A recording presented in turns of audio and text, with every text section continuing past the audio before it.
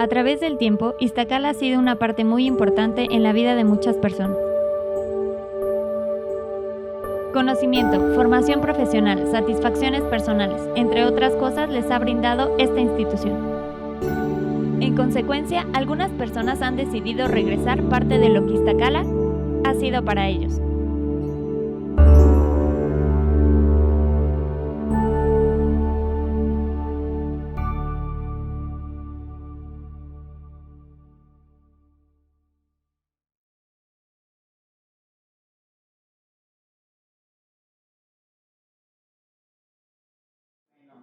Me llamo Laura Edna Aragón Borja, no tengo doctorado porque por ahí me dicen doctora, soy maestra.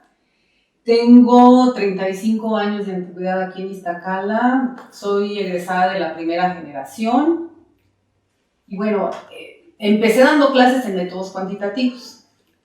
Después me fui a un programa de beca que tiene que ver con esto, especialidad de matemáticas aplicadas. Cuando regresé estuve todavía trabajando un poquito ahí, pero desde 1980 me incorporé a Educación Especial y Rehabilitación, que es un trabajo muy gratificante. Estuve trabajando 12 años con niños con síndrome de Down y muy bien. La verdad es que me encantaba ese trabajo. Los niñitos aprendieron a leer, escribir, multiplicar. Es un trabajo muy bonito y muy bueno. Yo creo que ahí el psicólogo ha tenido un campo de trabajo muy extenso. Y ya en 1992, por ahí, concursé en una plaza para investigación y posgrado. Bueno, antes solamente estaba dividido, era posgrado del departamento de investigación, era otro, en realidad yo estaba en posgrado. Y desde ahí, bueno, desde el 92 para acá y cuando ya lo contaron, pues es una sola área que es investigación y posgrado. Estoy dando clases en la maestría. Yo en realidad no pertenezco a la de investigación, pero sí a posgrado. Y es en donde me he desarrollado desde entonces.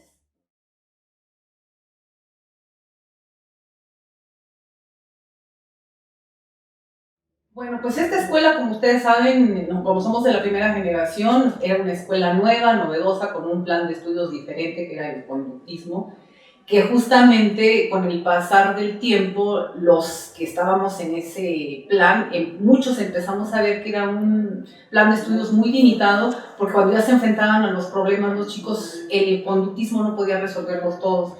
A mí, por ejemplo, en la PUSI me llegó a pasar, no como estudiante, sino ya como profesora, que los casos graves se los mandaban a los psiquiatras, porque había psiquiatras en la PUSI.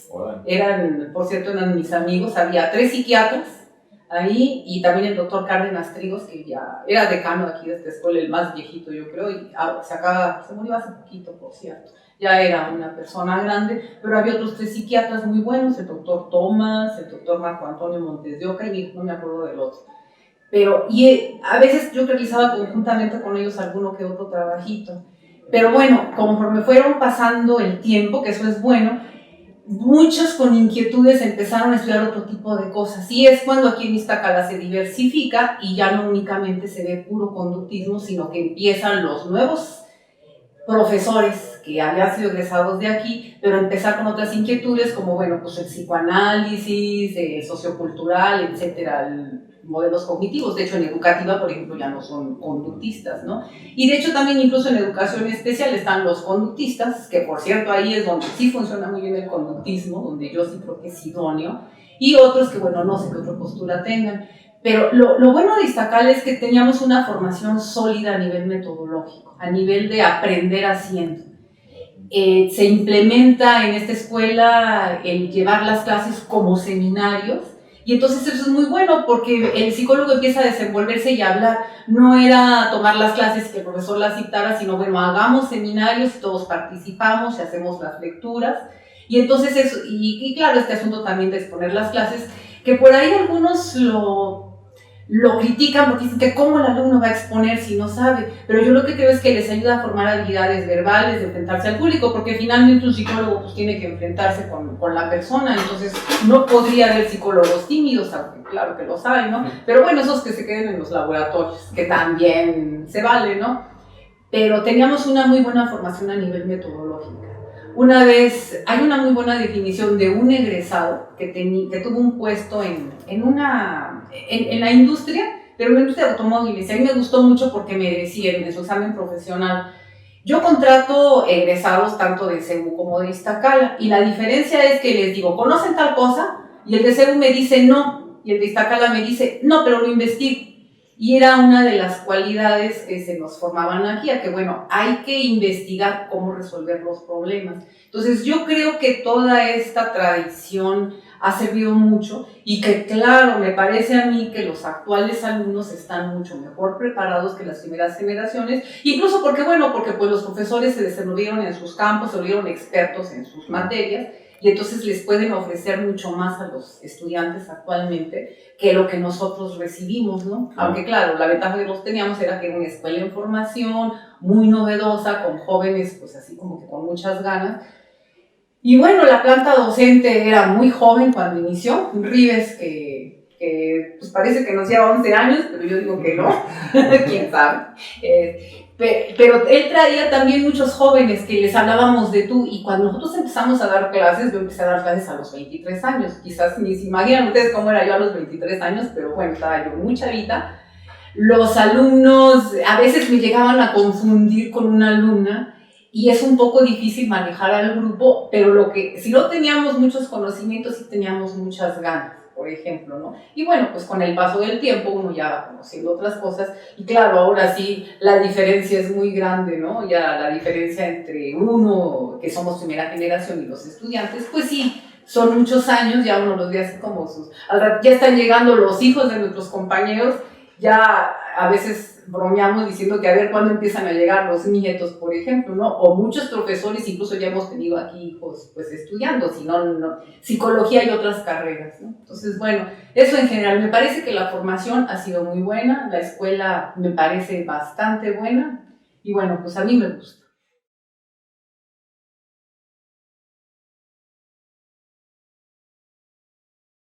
Pues yo sí creo que es determinante, pues porque te enseña una forma de hacer las cosas, no hacer las cosas simplemente por hacerlas, sino con una manera rigurosa. Si vas a trabajar con niños de educación especial, así, bueno, de evaluación, planeamiento de objetivos, cómo hacer análisis de tareas, etcétera, etcétera. Y en cualquier campo, yo creo que en cualquier campo, y que además esta escuela con las prácticas que tiene educativa, educación especial, comunidad, etcétera, entonces en todas ellas tenías una metodología para llegar a abordar los problemas. Quizás no sabías muy bien cómo intervenir, pero una metodología te iba guiando, y entonces eso te facilita las cosas, y yo creo que uno ha sido también riguroso en eso. Actualmente en la web, pues yo también ya ven que yo sigo una metodología, y bueno, van a hacer esto y esto y esto y esto y esto, y entonces pues con esa metodología es como una guía, como una orientación para poder aprender a hacer las cosas, para hacerlas, para resolverlas, e incluso si no se resuelve, bueno, pues para echarse un poquito para atrás y ver, bueno, no pude por este camino, pero puedo por este otro. Yo creo que cuando tienes una buena metodología de trabajo, una buena formación metodológica, eso es así como que tener la mitad, y eso te va a ayudar a resolver lo demás, ¿no? Claro. A mí me lo parece.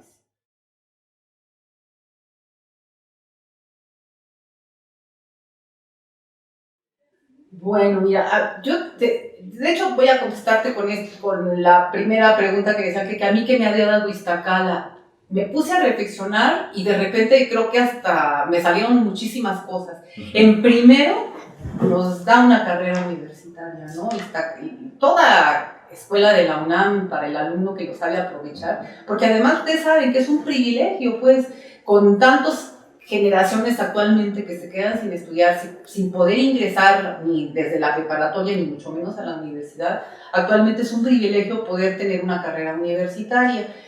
En segundo lugar, me dio una profesión que es diferente. Es diferente la profesión a la carrera, porque la universidad, a los llamados profesores de carrera, nos reconoce que como profesión nos dedicamos a la docencia. Entonces, a la docencia y a la investigación en psicología. Una cosa es que yo sea psicóloga, y otra cosa es que me dedique como profesión, así como con el título que la universidad me da, a impartir docencia y hacer investigación en psicología con todo lo que conlleva. Y eso también me parece algo es un privilegio, pues. Otro privilegio es trabajar con jóvenes. Cuando yo empecé no lo veía, porque yo era tan joven como los estudiantes, Pero conforme van pasando los años, imagínense, yo tengo 58 años y sigo rodeada de jóvenes.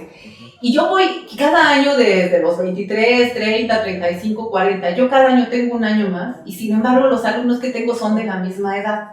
Entonces siempre estoy rodeada de jóvenes y eso te ayuda mucho tanto a ser jovial, si lo quieres hacer, como a ver cómo van cambiando las generaciones. Yo he visto pasar las diferentes problemáticas. Hace unos años, por ejemplo, la problemática de los chicos eran que los papás empezaban a ir a Estados Unidos, a emigrar, a buscar. Y entonces empecé a tener alumnos que vivían aquí con la abuelita, etc. Cuando empezaron las crisis económicas, los alumnos ya no eran como los de mi generación que trabajaban para ayudar a sostenerse, sino a veces para sostener a su familia porque el papá se había quedado desempleado. Y en esta última época, que hasta estuve dando terapia a algunos estudiantes, el narco. Alumnos relacionados con el narco, con un novio narco o con un amigo narco y cosas por el estilo. Entonces, el hecho de estar en contacto con los jóvenes te va diciendo la problemática que ellos enfrentan y entonces estás inmerso en la problemática social, no nada más lo ves de fuerita, sino que lo estás viviendo. Y por otro lado, también la ideología. De verdad, a mí me ha impresionado ver cómo cambian. En mi época todos éramos ateos y ni quién hablara de Dios. Si alguien le hubiera dedicado su tesis a Diosito, bueno, lo hubiera dicho, pero las me reír. Y ahora hay tantas tesis que se las dedican igual en mi época la gente no veía televisión. Y yo no sé ahora, bueno, hace algunos años muchos jóvenes viendo mucha televisión. Ahora yo sé que no es eso, sino que ahora lo que priva es el internet, ¿no? Los jóvenes metidos en internet, en las redes sociales, etc. Hasta las formas de copiarse, ¿no? Así antes se copiaban el examen o los trabajitos y ahora, bueno, pues lo bajan de internet y se copian. Entonces, el estar trabajando con jóvenes, te estás dando cuenta de cómo cambia el mundo. En México, pues, cómo van cambiando las generaciones, lo que piensan, lo que hacen. Y también desafortunadamente, pues este asunto que a mí sí me entristece, cuando nosotros, la primera generación, egresamos, nadie dudaba que yo iba a tener empleo. Era casi seguro que teniendo una carrera universitaria tú conseguías empleo y yo sí lo vi. Yo creo que el 80% de mis compañeros, aún sin estar titulados, tenían trabajo. Y ahora, así a veces yo les digo a los jóvenes, la única carta que ustedes tienen es tratar de ser buenos estudiantes, porque si de por sí no hay trabajo, si el estudiante de la UNAM a veces por ahí lo discriminan, entonces si son buenos estudiantes eso les puede facilitar las cosas. Así como que yo siento que el pobre no tiene derecho a ser burro. Los riquillos, pues bueno, que se tomen su derecho, total, podrán trabajar en las empresas de papi, ¿no? Pero el estudiante que es pobre yo creo que tiene que esforzarse mucho y ser buen estudiante porque le puede abrir un poquito más las puertas. Y eso, bueno, me parece un privilegio trabajar con jóvenes. Otra de las cosas, la superación académica. Yo creo que el trabajar en una entidad universitaria hace que puedas estarte superando, que no te quedes con lo que te llevaste.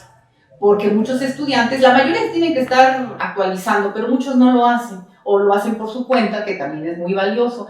Pero aquí, bueno, tú tienes acceso a cursos, puedes estudiar una maestría, puedes hacer un doctorado, y no porque te salgas de clases, que muchos piden permiso, sino porque facilita que esté en la misma escuela y que, bueno, si vas a pasar aquí la mañana y la tarde, lo puedes hacer, claro. Porque, bueno, el asistir, por ejemplo, a congresos, así como es muy reconfortante trabajar con jóvenes y estar siempre rodeado de jóvenes, también es muy reconfortante conocer colegas, por ejemplo, en congresos de otras ciudades o incluso de países y hasta hacerte amigos y dices, ay, pues es que el autor de este libro que yo lo conozco, pues ya lo conocí en persona y hasta me invitó a comer, por ejemplo, ¿no?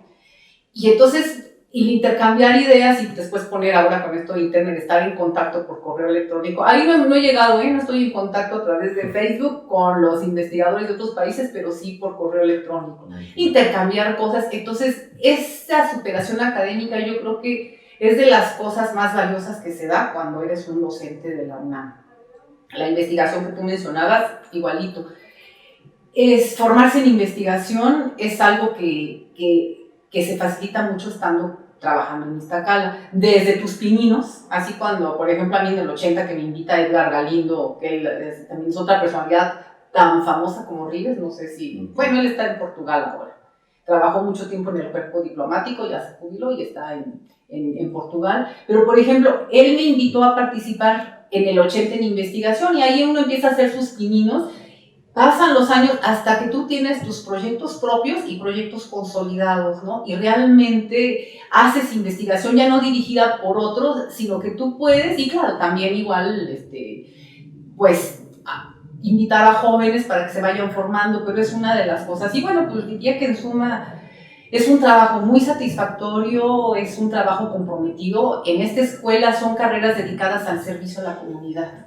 Okay, justo. Excepto biología, ¿no? Aunque bueno, es importante el medio ambiente y todo esto, pero yo creo que ese es un compromiso muy que de alguna manera le regresas a la sociedad, porque finalmente la sociedad es la que mantiene esta universidad, pero el crear ese tipo de compromisos y el ayudar a formar profesionistas que van a trabajar con personas, yo creo que es un trabajo muy satisfactorio, es muy comprometido, es un trabajo responsable como todas las profesiones, pero claro, a los que nos gusta la psicología es así como que bastante satisfactorio trabajar aquí y tener una profesión como esta de docente e investigador universitario.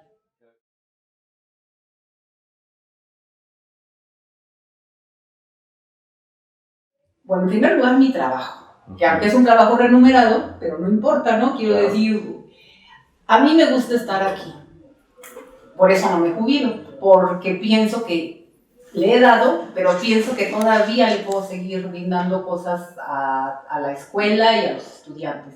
En primer lugar, ayudar profesionistas, que todos los profesores comprometidos, pues esa es yo creo que nuestra principal labor.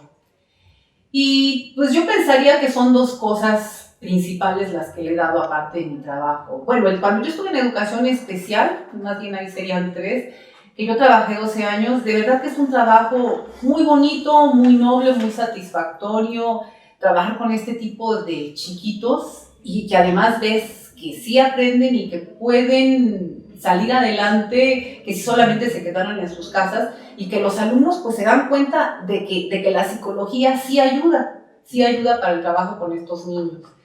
Una de las cosas y que en realidad es consecuencia de la investigación que yo le he dado a Iztacala, pues es lo del instrumento de dislexia. De hecho, esto de dislexia empezó como mi tesis de maestría. Y es un trabajo que empecé hace muchos años. ¿Y por qué? Pues porque me empezaron a llegar niños con dislexia. Yo decía, pues, ¿qué hago con estos chamaquitos? Y justamente en esta cuestión de investigación, bueno, pues voy a investigar de qué se trata, qué hago, y bueno, hacer un instrumento. Y de verdad que este trabajo que tiene muchos años, porque yo me titulé en el 90, pero esto ha seguido, y en el libro que me publicó Trillas está ya imprimiéndose la segunda reimpresión de la segunda edición, por ejemplo, pero es un libro que se vende en el extranjero, incluso en España lo editaron con el mismo nombre, pero otra editorial, y que están llegando muchos niños, desafortunadamente siguen llegando estos niños, pero es un trabajo que se ha difundido, y que bueno, a mí me sorprendió, porque a pesar de que yo lo había empezado por ahí a fines de los 80s, y que ya en el 90, aunque bueno, en el 2000 fue cuando Trillas me publicó el libro, de todas formas, en el 2010 que me conecta a la UNAM, que me hace una entrevista y que empiezan a salir reseñas de este tipo de trabajo y de lo valioso que es tener un instrumento así tan específico, la verdad es que se difundió de una manera tremenda porque bueno, salí en la página web de la UNAM, hice una entrevista en Radio UNAM, después salió la entrevista esa de la página de Universal, en CONACYT también, en la tele. Sí, en la televisión, esos pósters que estaban ahí pegados en el Metrobús, en el suburbano, y en el metro había otro, pero y un video también que pasaron en el suburbano, y entonces la gente se empieza a enterar a través de toda esa propaganda de que había en la universidad trabajo de este tipo, y empiezan a llegar, y bueno, por ejemplo, tú que trabajas conmigo te das cuenta, yo creo que el año pasado vinieron 20. Y es mucho, porque yo pensaría que, bueno, debe haber mucho más niños que presentan este tipo de problema y que, bueno, que no vienen porque están muy lejos o no saben de esto, pero pues a mí me sorprendió, ¿no? Y eso me parece que es una de las aportaciones que mi trabajo, y que es un trabajo de investigación, me tardé añitos en hacerlo, desde cuestiones teóricas hasta terminar el instrumento, probarlo, que mis alumnos de la maestría que estaban conmigo me ayudaron a a aplicarlo para la validez y todo esto, hasta lo que ya está ahora, ¿no? Mucho tiempo estuve trabajando también en intervención. Ahora ya no lo hago por falta de tiempo, porque yo estaba dirigiendo tesis de este tipo, pero bueno. Y bueno, yo pensaría que la otra aportación pues es la unidad de evaluación psicológica. Este proyecto lo iniciamos conjuntamente el doctor Arcila y yo en 1994. Él lo inició conmigo, así como que fue una idea conjunta. Lo presentamos a posgrado, dijeron que, no, que estaba muy bonito, pero que no tenían dinero. Lo metimos a concurso, que Arturo es buenísimo para eso, a mí como que él sabe muy bien cómo manejarse para meter proyectos y entonces nos financiaron. Y bueno, empezamos a comprar pruebas. Y a mí me parece que es una gran aportación porque hasta antes del proyecto no se veían cuestiones relacionadas con evaluación en la escuela, así como que muy poquito.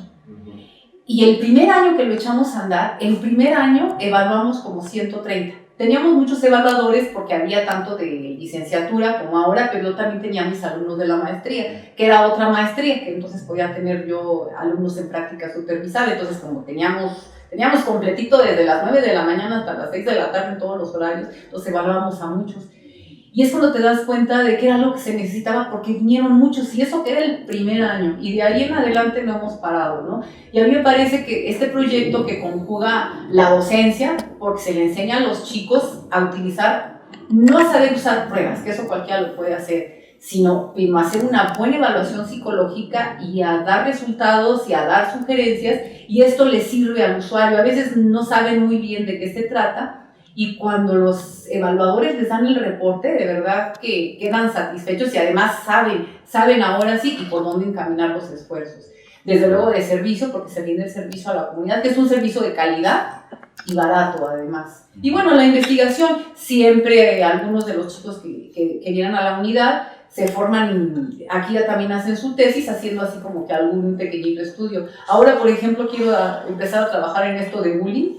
Yo le decía a Margarita Chávez, que es con quien quiero trabajar, le dije, oye, es que a lo mejor es el último proyecto de nuestra vida académica. Le digo, porque se va a llevar muchos años, pero yo quiero darle a la sociedad algo, ahora que está tan fuerte este problema, pues ¿por qué no empezar desde la evaluación? Y a mí me parece que tiene relación con habilidades sociales, que si un niño tiene buenas habilidades sociales, un niño adolescente ni comete bullying, ni permite que se lo cometa. Entonces, por ahí va nuestra hipótesis. No sabemos si sí o sí, entonces vamos a empezar con cuestiones de habilidades sociales, pero lo que queremos a final de cuentas, ya al final, pues es una forma, una estrategia para impedir que esto siga sucediendo, pero dándole alternativas al chico, al que lo comete y al que... Porque aquí a la unidad han llegado muchos y casos muy fuertes, así por ejemplo, de niñas que han querido envenenar a la compañerita poniéndole en la jícama clarasol, o de niños que desprestigian a otros a través de cartas y masivamente las reparten, y bueno, ya ni hablar del bullying cibernético, que eso sí, no nos ha llegado a la web,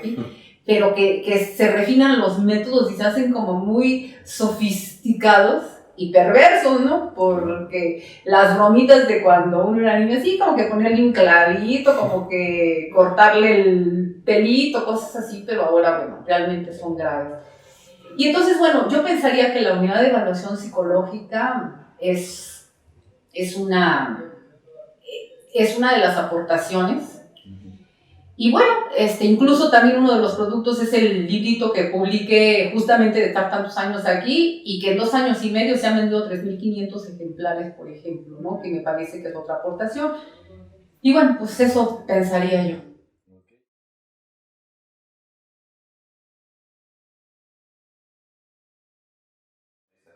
Pues yo creo que la gente, no nada más ¿no? Sino todos los proyectos que hay, por ejemplo, en Optometría hay uno de ver bien para aprender mejor, porque estuve ahí participando, por eso sé, pero hay infinidad de proyectos aquí en donde la gente conoce lo que hay en Iztacala y se acerca, y finalmente yo creo que esa es una de los objetivos de la universidad, regresar a la sociedad lo que la sociedad les da. Entonces yo creo que si la sociedad, no nada más la aledaña aquí, que hasta por deportes y este tipo de cosas, actividades, se ve beneficiada mucho más por cuestiones académicas. Ahorita, por ejemplo, estaba leyendo esto, análisis de la reorganización del cerebro para recuperar la visión. Siempre cuando tú ves algunas cosas en Gaceta, cómo los investigadores están haciendo cosas, yo creo que el prestigio de esta escuela después de, pues se formó en 75, entonces ya todos los los años que tiene, la gente sabe lo que puede encontrar aquí, los servicios médicos, odontológicos, psicológicos, etcétera, y yo creo que sí tiene buen prestigio. Alguna vez me dijeron que en televisión también habían salido nuestros reportes. Estaban entrevistando sobre niños sobredotados y entonces la mamá de una de ellas mostró los reportes estos, que también ahora, últimamente, como ya la SEP puso unos lineamientos para los niños sobredotados, promoverlos de grado, nos han estado llegando casos que con una evaluación psicológica, evaluando tal y tal cosa, los promueven. Entonces, nos conocen. La verdad es que nos conocen. La gente cuando le preguntamos de cómo supo, y bueno, se han estado recomendando, y sí nos conocen en diferentes situaciones. Nos conocen en la SEP, en los DIF, en las escuelas. Sí. Entonces, bueno, yo creo que todo esto es prestigio para la escuela a nivel local y pues para la universidad en su conjunto, junto con todos los demás proyectos que hay en esta escuela, ¿no?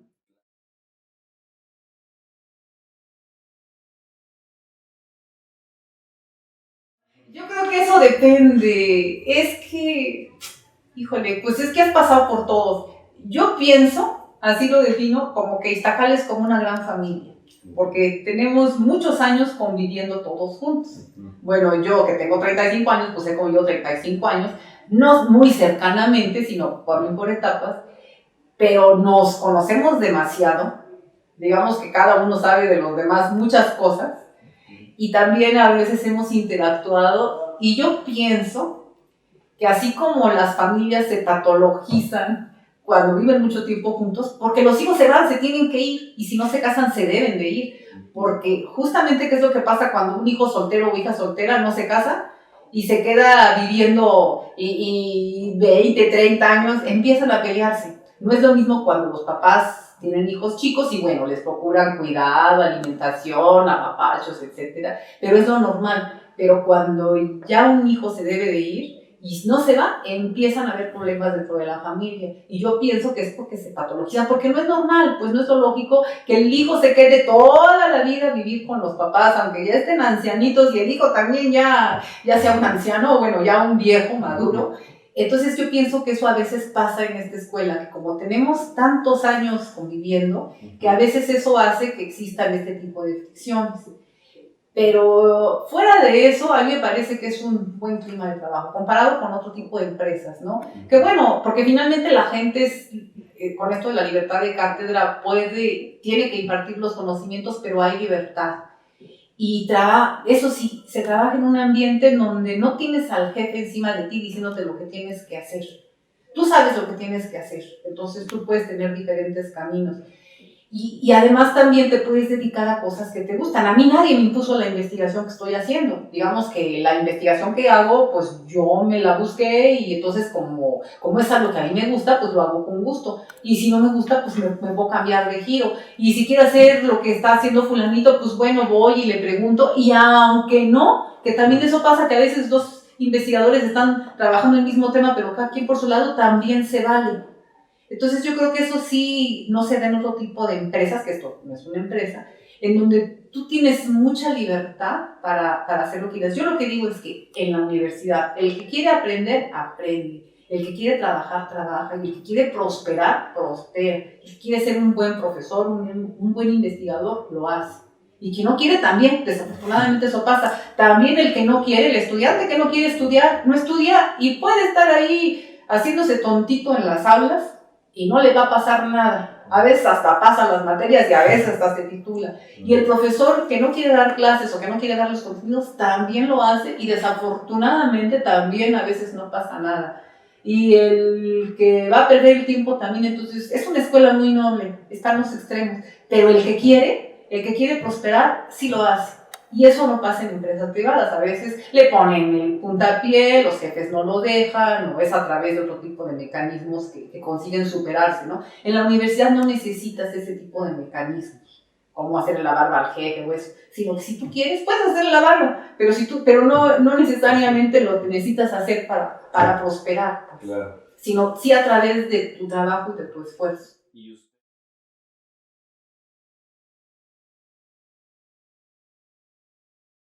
No, fue curioso porque estábamos haciendo la tesis, estaba yo haciendo la tesis de licenciatura con Arturo Silva, y entonces íbamos a trabajar con una niña hipoacústica. Y salieron las convocatorias, de hecho había salido desde un año antes. Y entonces yo estaba esperando a ver si salía una de educación especial, pero no salieron primero las de métodos. Y entonces dijimos, pues mientras sacamos la tesis, ¿no? Ya que estamos viniendo a la escuela y tenemos aquí que ver al asesor, entonces, y así estar en la biblioteca, pues para al menos trabajar, entonces ya nos presentamos, que fue muy arduo, así como que tuvimos que hacer muchas cosas, una clase ante el grupo, hacer unas antologías, un montón de cosas para poder ingresar como ayudantes de profesor. Pero aquí los ayudantes nunca fungieron como ayudantes, porque como no había suficientes profesores, no le ayudábamos a nadie, sino que con esta categoría de ayudante dábamos la clase, porque faltaban profesores y no habían más. Ahora sí, que hay investigadores y sí, pues pueden tener sus ayudantes, ¿no? Pero en esa época, aunque teníamos esa categoría, pues no. Y entonces, bueno, ya nos titulamos y decidimos quedarnos un tiempo más mientras así como que veíamos el futuro, porque de hecho nuestro interés era irnos a provincia, poner un kinder, cosas así. Pero después nos empieza a gustar, a mí me empieza a gustar este ambiente y pues no, ya nos quedamos aquí. Igual, al ser la escuela muy joven había plazas y empiezan a salir plazas de carrera. De hecho, yo tuve una plaza de carrera en educación especial, renuncié a esa plaza para concursar por otra en posgrado. Entonces hasta te podías dar el lujo de, pues no, me quiero cambiar, por ejemplo, ¿no? Y ahora, bueno, ni siquiera salen plazas de carrera, entonces porque la planta docente la tiene ya toda captada, ya no hay lugar y ese es algo desafortunado para los jóvenes, que por ahí había un chiste, ¿no? De que así como hay ninis, también hay profesores ninis, ¿no? Que ni se jubilan ni se mueren y no le dejan las plazas a los jóvenes. Pero bueno, yo también cuestionaría que esos profesores se han vuelto expertos en lo suyo, no en todo lo de psicología. Y entonces, ¿por qué no aprovechar el que es experto en psicoanálisis, el que es experto en métodos cuantitativos, el que es experto en esto? Porque esos son los que le enseñan al alumno justamente un montón de cosas que esos profesores jóvenes nosotros tuvimos y nosotros mismos cuando fuimos profesores jóvenes no lo sabíamos. Y que si todos esos expertos se jubilaran al mismo tiempo, la escuela iba a quedar desprotegida. Porque todos donde están esos expertos que justamente a raíz de muchos años de estar metidos en un campo, se vuelven expertos y no nada más en ese campo, sino que incluso pueden innovar y hacer nuevos descubrimientos, ¿no? Entonces, pues no, yo no me visualizaba así, pero bueno, ya conforme va pasando el tiempo, pues sí, estás muy centrado en lo que eres y en tu responsabilidad. A mí sí me parece una gran responsabilidad, pues estar formando jóvenes. Yo creo que uno se tiene que jubilar cuando tú ves que ya no funciona. Cuando tú dices, no, pues es que si me quedo dormido en clase, o si ya mi capacidad física no me alcanza, pues entonces sí jubilarte, ¿no? Pero cuando uno todavía sientes que le puedes dar más a la universidad, a Iztacala y a los alumnos, yo creo que pues sigue.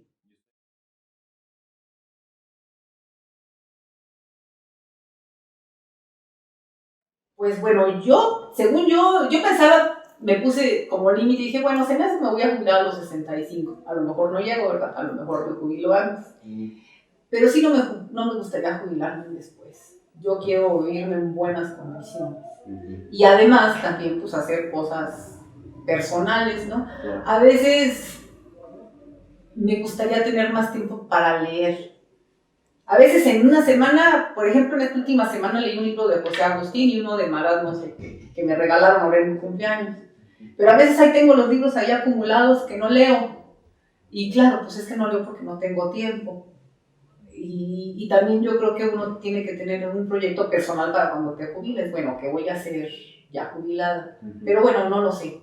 Pues sí, y bueno, la unidad de evaluación psicológica, que a mí me ha dado grandes satisfacciones, porque el dar el servicio y que la gente se vaya contenta con ese servicio me parece una gran satisfacción, ¿no? Así poderle dar algo. Nos han llegado evaluaciones legales también de que nos conocen, de adopciones, hace poquito de custodia, cosas así.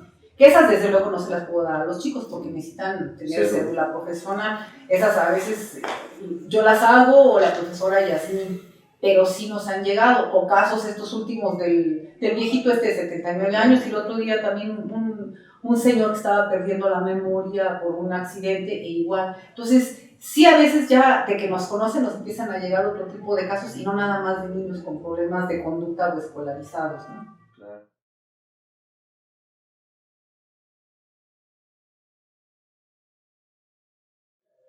Dos, muy satisfactoria. Ok. Porque la tercera, muy satisfactoria para que sean tres. Ok. Vale, pues muchísimas gracias.